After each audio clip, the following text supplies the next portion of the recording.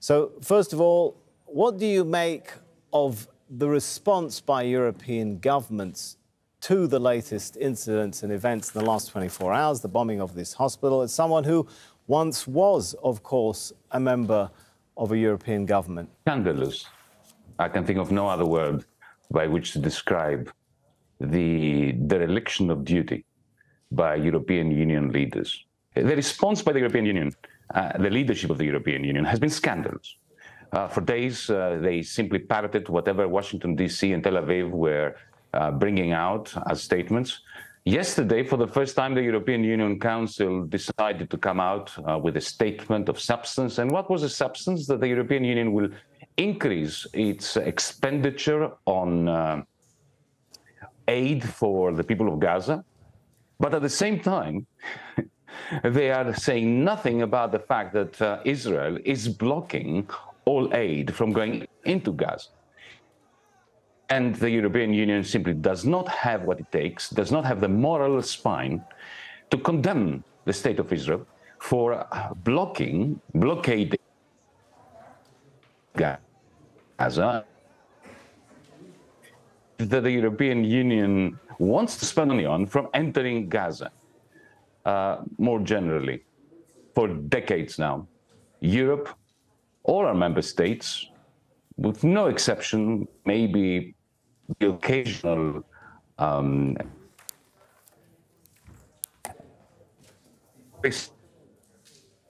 blind eye of Palestine to the state of occupation, which in itself is a violent act. It breeds violence.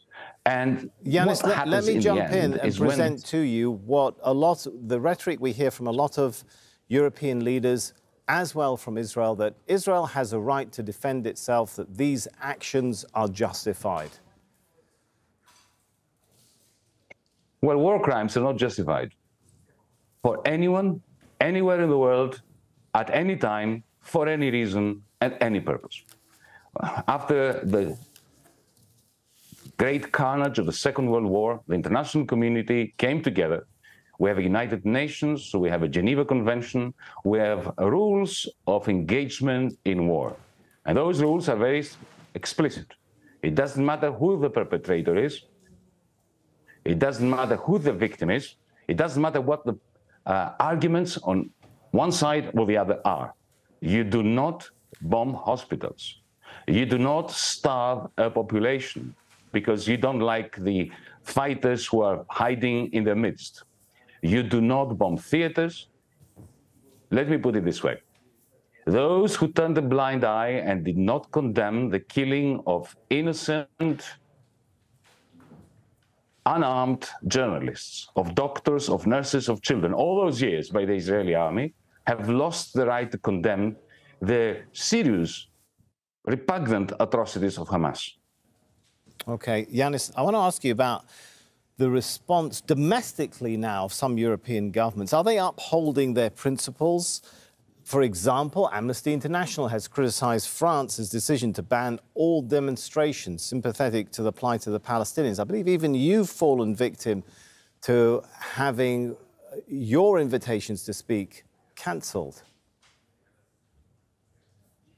Well, a veil of darkness, a veil of censorship, a veil of the diminution of civil liberties is descending upon us. Because this is what happens really. I mean, we've always known that.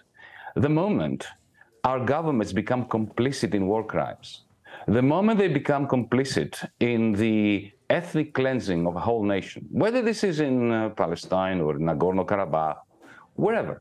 You know, when Vladimir Putin invaded Ukraine, I came out, and DiEM25, the movement that I represent, we came out condemning him and saying that it doesn't matter who gets attacked, who gets occupied, whether it's the Ukrainians or the Palestinians. And the double standards of the European Union, on the one hand, beating our chest whenever there is a war crime by Vladimir Putin in Ukraine, which we should do, but at the same time banning Palestinian writers for presenting their work in book fairs in Germany or in France or wherever. that is the beginning of the end of any moral claim Europeans have towards being a civilized continent.